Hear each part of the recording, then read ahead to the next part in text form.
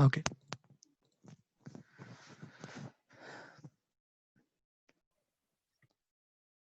Okay, so here we are discussing with the basics of antenna. So from the basics of antenna, so we have seen few points regarding to the antenna. That is what? What is an antenna in the sense? It is said to be a device which helps in transmitting or reception of a signal, and the antenna is said to be as a transducer between the guide wave and a space wave. Antenna is also said to be as a sensor, and the antenna can be as a impedance matching device, right? So now, on continuing with the antenna basics, so from the transmitting section and the receiving section, okay. So once if you have a transmitting section with some source of uh, transmitting signal, transmitting signal, the transmitted signal is sent through a antenna feeders. Okay, so these are said to be the antenna feeders, and transmit the signal through the feeders to a free space medium. So which is said to be electromagnetic waves are generated from the transmitting section and sent to the free space medium. So that is what the transmission line is said to be. Is said to be. It is used to carry the electromagnetic waves. Okay, so which is going to transmit the electromagnetic waves into a free space uh, through our antenna feeders. As the same way, when you come to the receiver section, what happen? These are used to connect the transmitter or receiver with an antenna. So that means what? So at the 2 points of transmitting and receiving section, the source of electromagnetic fields uh, is said to be the charged particles. Depends upon the availability of charged particles, we get the strength of the electric and magnetic field. So the basic rule, the basic point in the operating of a transmitting section to the receiving section, what happened? So the source of electromagnetic fields, which were generated by using with the charged particles, depends upon the availability of charged particles. We get the strength of the electric and magnetic field. Why? Because once if you have a source to generate a signal, so based on the charged particles at the antenna feeders, okay, it generates a magnetic field and as well as with the electric field, and based on their phase of direction of the electric and magnetic fields, what happen? It is going to generate a electromagnetic wave. Okay, electromagnetic waves. And after generating with the electromagnetic waves, it is said to be sent to a free space medium. Okay. And sure, now we come out with the concept of types of antenna. Okay, types of antenna. So how many types of antennas and what were their antennas? Now let us see. The first one, uh, isotropic antenna. So isotropic in the sense, it is said to be radiates energy to all the directions with equal strength. Okay, isotropic in the sense of nowadays we have different sorts of antennas. Okay, so once if you have this isotropic antenna in the sense, it radiates energy in all the directions. Okay, with equal strength, equal strength. That is what equal radiation pattern or equal strength of the signal that is going to radiate that antenna signal, electromagnetic wave in all the directions. Okay, so it's the first type. The second one comes out with helical antenna. So helical antenna in the sense it is wounded. Okay, so which is said to be wounded uh, strip will be placed at the helical antenna. So the structure of a helical antenna is said to be helix. Okay, it is said to be as an helix shape, which couples energy from transmitter to a free space and free space to the receiver. So the signal will be transmitting in an helical way. Okay, which couples that energy from the transmitter section to the receiver section from the free space medium. So the helical antenna in the sense it is said to be a wounded, that is what the helical shape, wounded strip will be placed and the transmission of the signal will be sent in a free space medium. Okay, which couples that energy within this helical material itself. The next one is said to be dipole antenna. Okay, dipole antenna. So dipole antenna in the sense it is said to be as a bowl structure. So you can see here there will be a bowl structured placed at the transmitting section. So a bowl structure is used for is used in communication systems, that is a transmission or reception of the TV signal. So we have this sort of dipole antenna. Okay, the bowl structured dipole antenna, which is used at the transmitting or receiving section of the TV signals. Okay, and fourth one comes out with loop antenna. Okay, loop antenna. So loop antennas are used in aerospace and ships. That is what you can see at the ship. You can see at the ship where the ships are having within loop antennas. Okay, so for communicating the signal, the something like weather reports or any sort of other ship is nearby. So it is going to get the signal information through the loop antennas. So in depth of these loop antennas, we'll be discussing on further discussions. So these are all based on the application point of view. What were the types of antennas we are discussing? Okay, so we'll be having with two plates, two strips over here. Okay, A1 and A2, which are said to be looped for each other one by one. Okay, so and these are used for the aerospace or ship communication systems. And fifth one comes out with the two-wire antenna. Okay, two-wire antenna. So two-wire antenna in the sense. So you can see here the two-wire antenna in the sense. So we'll be having a source, okay, where the signal source is used in the used at the transmission line, and as the same way, detector or receiver section is used at the receiver section. Okay, receiver section. So when you have this two-wire antenna, what happens? So when an external voltage is applied in a two-wire transmission, okay, it results to an electric field. Okay, which results to a electric field which is developed between the conductor and the charge carriers. Okay, between the conductor and as well as with the charge carriers, and move towards the positive charge, and it moves towards the positive charge, and these electric fields lie on target of applied field. So what happens? These once if you have the source which is placed at the transmission section, okay, it is going to generate as it is going to generate electromagnetic wave signals based on the charge carriers, okay, which were flowing opposite towards the electric field. Okay, opposite towards the electric field, and it generates the electromagnetic signal and transmits that signal as an electric field from the target section. Okay, and after at the sending to a free space, what happened? The wave is launched into a free space, and it is sent. It is received at the receiver section. Okay, receiver section. So at the receiver section, what happened? It is going to send the receiver set the electromagnetic wave signal at the transmitting region by using with a guided electromagnetic wave. So it is going to guide, this medium is going to guide this antenna through a guide medium. It is going to guide the electromagnetic wave to the receiver section. Okay, receiver section. So as a basic thing, so when it is guided through a guided electromagnetic wave guide medium, so it sends a signal towards the receiver section. There it converts that signal into a current form. Okay.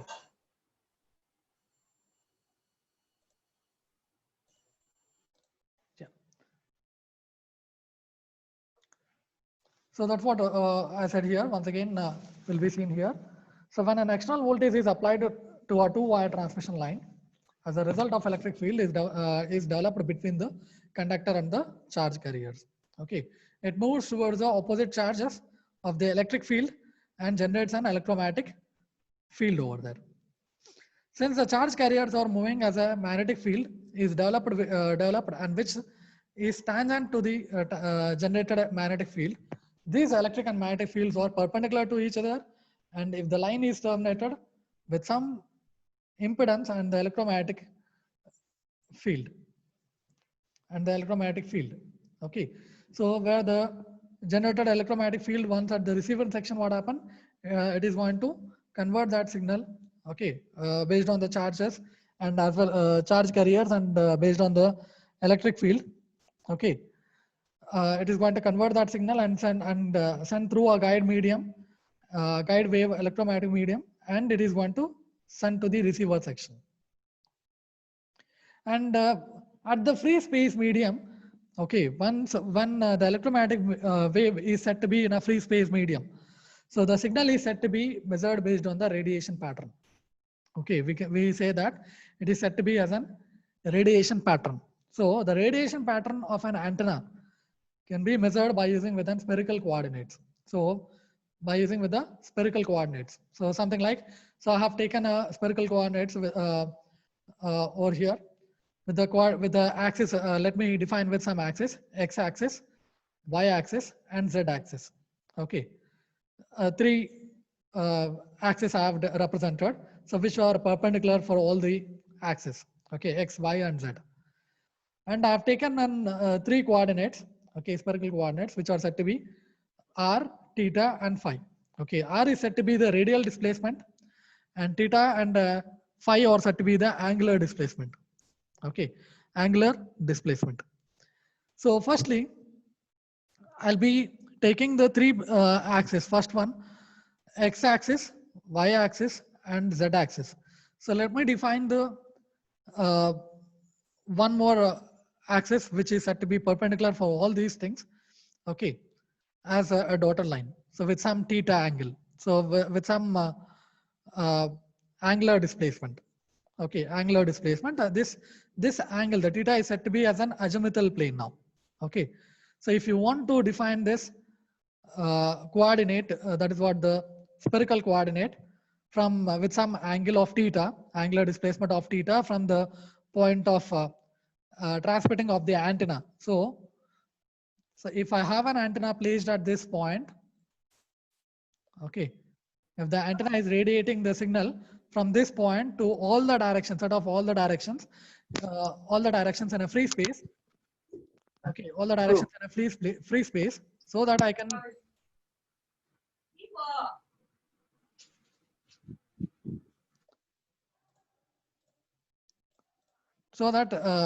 when it is in a free space, what happen?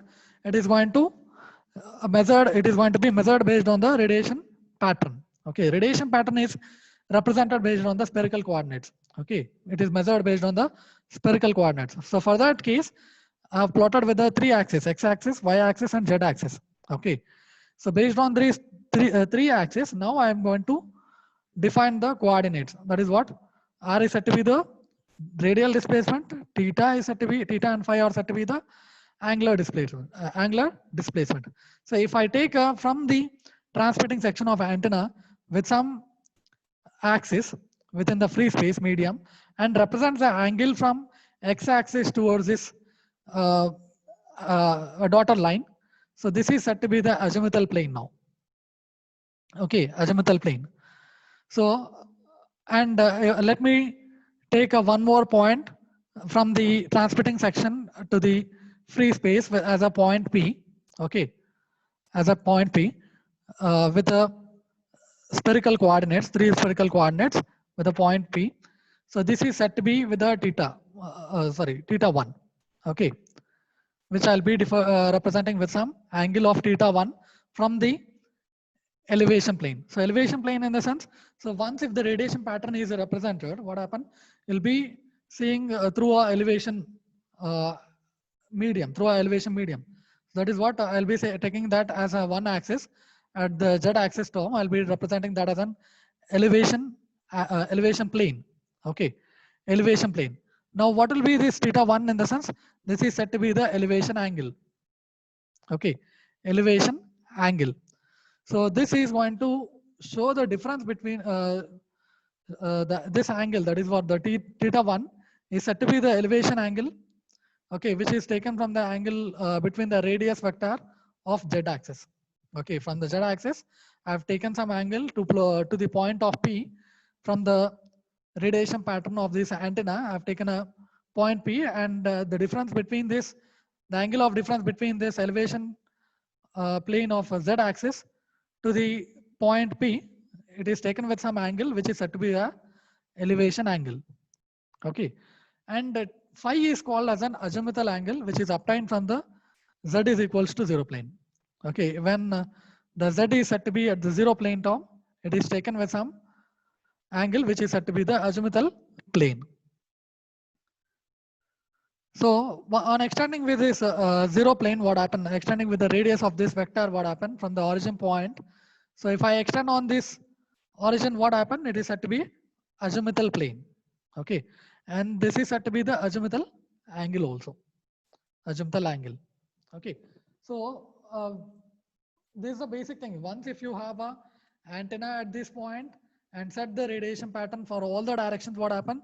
It is represented by using with a two-dimensional representation. Okay, which is going to be represented with the spherical coordinates on all the directions. Okay, spherical coordinates in all the directions. So that what happen? It is going to represent with the uh, radial displacement of r, theta and phi are said to be the angular displacements. Okay, theta and phi are said to be the angular displacements, and we have a when the angular displacements, and if you take with the point from the antenna transmitting section of the point, which I will be taken as an center of the origin. Okay, from this origin, if you extend the uh, plane as a z is equals to 0, that is said to be the azimuthal plane, and the axis of z-axis is said to be with an elevation plane. If you define this z-axis, this is said to be the elevation plane, and the angle of difference between the elevation plane and the point of P, this is said to be the elevation angle. Okay, elevation angle, and the elevation angle, and this theta is also said to be as an azimuthal angle.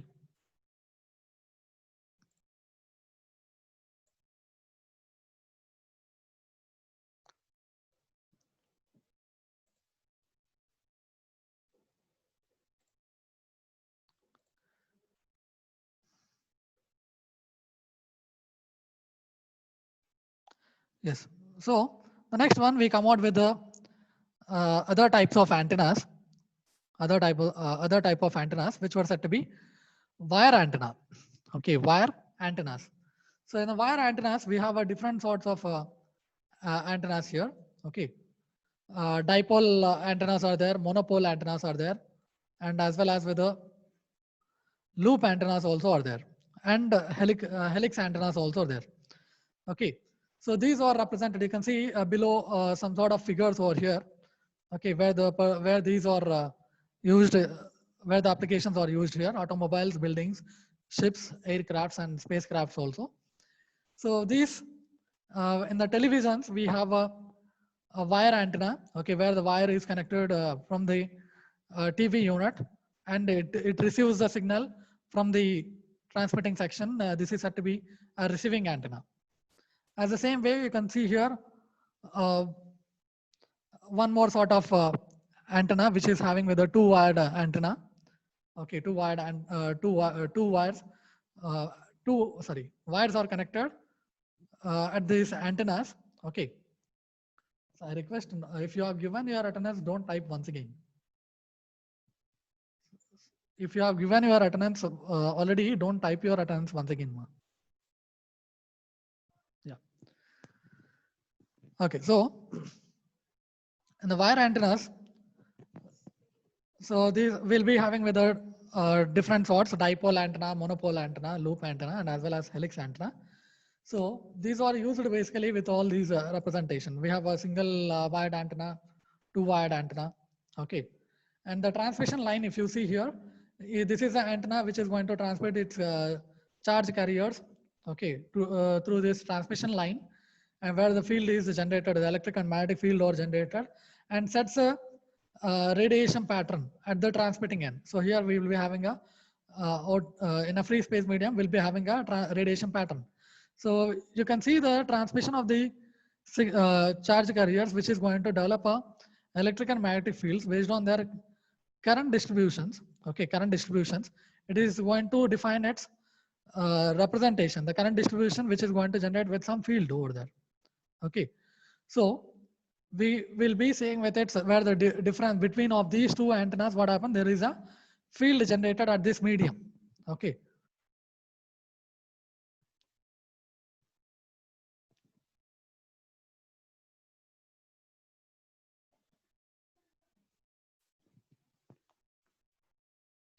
So next one, we have an antenna aperture.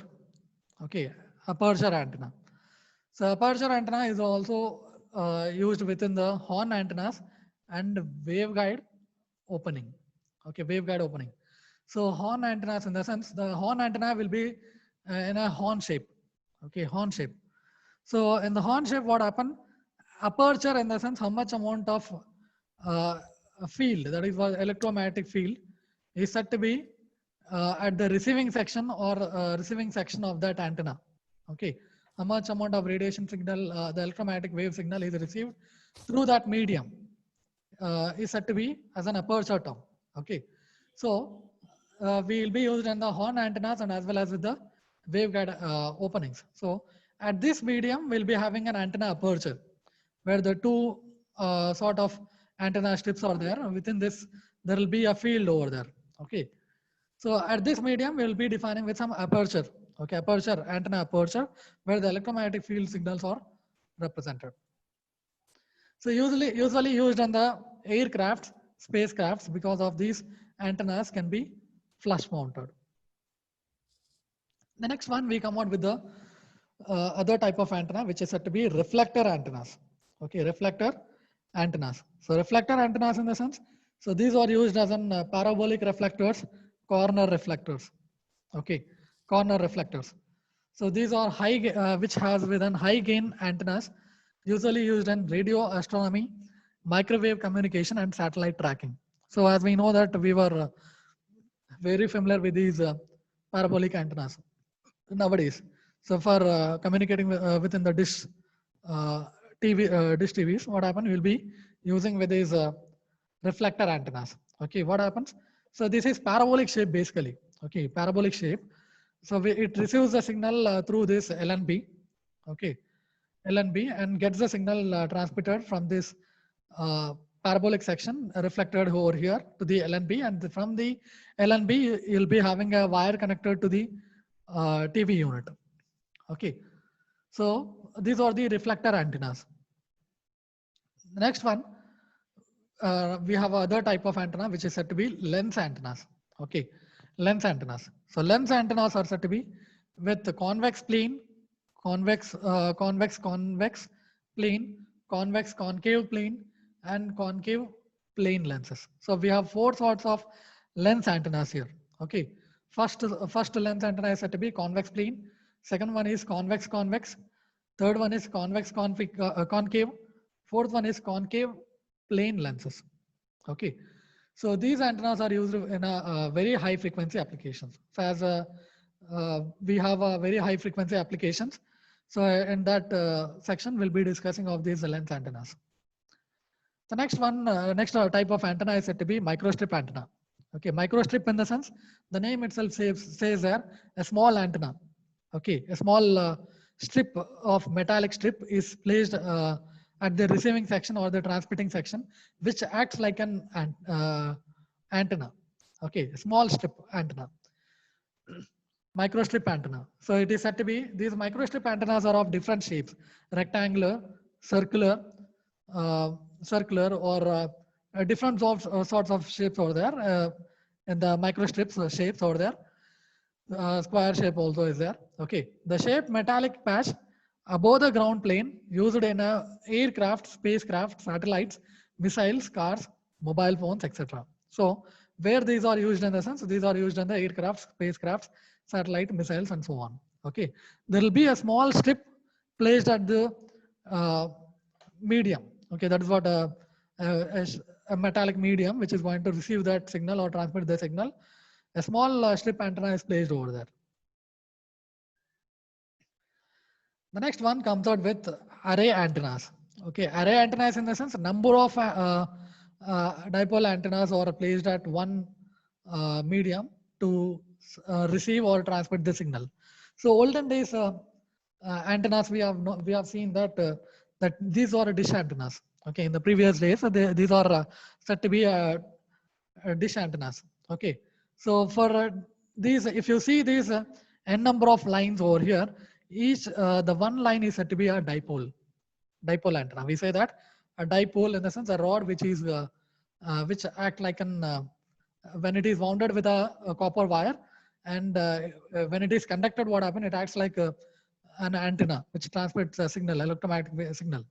Okay, so in the olden days, we used to use these antennas for the TV units. Okay, so these antennas are said to be like an Yagi-Uda antenna, microstrip patch arrays, aperture arrays, slotted waveguide arrays. Okay, so these are said to be with the different types of names over there. Yagi-Uda array antenna, microstrip patch arrays, aperture arrays, slotted waveguide arrays. Okay, and nowadays these are used. These are represented in this way. So these are used in very high gain applications, which added advantage such as a controllable radiation pattern. So in the controlling of radiation pattern, we used to use these array antennas. Yeah. So up to here, we have seen all these different types of antennas. Okay. So now before going for the radiation pattern, okay, what is the radiation intensity and what is the radiation pattern? Radiation pattern. So I need to discuss a small concept which is said to be a water analogy. Okay, why we are going to discuss of this concept in the sense? So this is a basic thing why we are going to use a generated electromagnetic waves in the communication of an antenna devices. Okay, at the transmitting section or receiving section. So let me say within one of the example. So if I have an ball, okay, if I have taken a one ball, so from a free space medium, I have released this ball to a water medium. Okay, so I have a water medium over here. So at the water medium, I have released a ball from the free space medium to this water level. So what happens once if the ball is released onto a water medium? What happens? So there will be a generation of waves, right?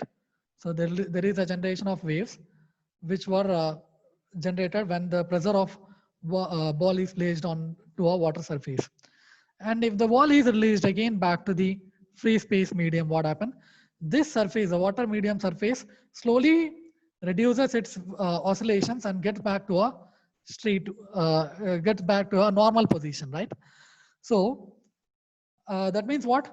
If there is some sort of signal which is going to be transmitted from the transmitting section, the signal generated from the in a form of from the electric or charge conductivity done with from the devices. Okay, so it is going to generate some sort of electromagnetic waves. Okay, electromagnetic waves, and sets the transmission in a medium, right? So if the ball is in a free space, what happen? The radiation pattern of this will be more. So that is what, based on the pressure of this ball, what happened? The radiation occurred at this, the oscillation occurred at this medium will be setting with the number of oscillations, right? So when there is a number of oscillations are represented from the signal, what happened? There is some radiation medium. Okay, so there is some field present at that medium. So to measure this field at that medium, what happened? You will be using with some geometric calculation. Okay, geometric representation. So by using with some geometric representation, something by using with an x-axis, y-axis, and z-axis. Okay, and by using with some coordinates, spherical coordinates, you can easily calculate how much amount of radiation of field intensity is present over there. Okay, so from the basic concept of this water analogy, we are going to come out with the radiation pattern. Yes. So before going for the radiation pattern, so here we have a isotropic radiation. Okay, isotropic radiation. So what is this isotropic radiation? Radiation in the sense that is what? A signal which is radiated from the antenna to a free space medium. Okay. So the isotropic radiator is an ideal antenna, radiates energy with equal strength uniformly in all the directions. So as I said on previously, the isotropic antenna is said to be to generate the signal, the electromagnetic wave signal in all the directions equally with equal strength, right? So in practical, way, the antenna doesn't radiate the energy in all the directions. So when you practically see the antenna, what happened? The antenna will be generating its signal either in one direction or some sort of direction where the directivity is more. Based on the directivity of the antenna, we can generate a more amount of power of radiation in that direction itself. Okay, based on the directivity itself, it depends. So in practical way, you can't say that the antenna is radiating all its energy with a equal strength in all the directions. Okay. So to measure that, what happened? We have a radiation pattern. Okay. The radiation pattern of an isotropic radiation radiator is found by spherical coordinate system. Okay. By, as I said on previously, there is a spherical coordinate system. By using with the spherical coordinate system, based on the radius of R, you can point that some sort of point and measure that radiation and measure that radiation. So if I use with an to measure this radiation pattern, what happen? I'll be using with by using with Poynting theorem. Poynting theorem, we can find out how much amount of energy delivered by the isotropic radiator. Okay, so once after radiated in a free space, it is not much easy to calculate how much amount of power is radiated. So before that, what happened? If you use some Poynting theorem over there, what happened? You can easily find out how much amount of energy delivered from the isotropic antenna, right? So from the Poynting theorem, we can define that the amount of energy delivered from the unit area. So unit area in the sense, so if I have an antenna, one antenna, okay, from the antenna, if it is radiated radiated some electromagnetic waves, okay, electromagnetic waves. So what happened? I can find out at this point itself what is the energy. Okay, energy delivered from this antenna. Okay, so I've taken with respect to some unit area. So from one point. So how it is taken in the sense? By using with the spherical coordinates.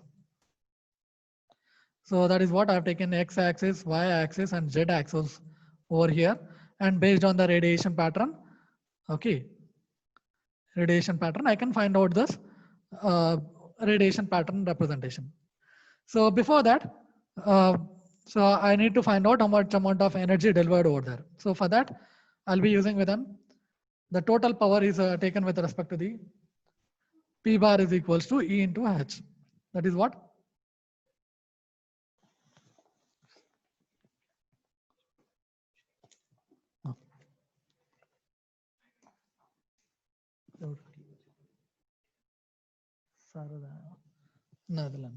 TMT.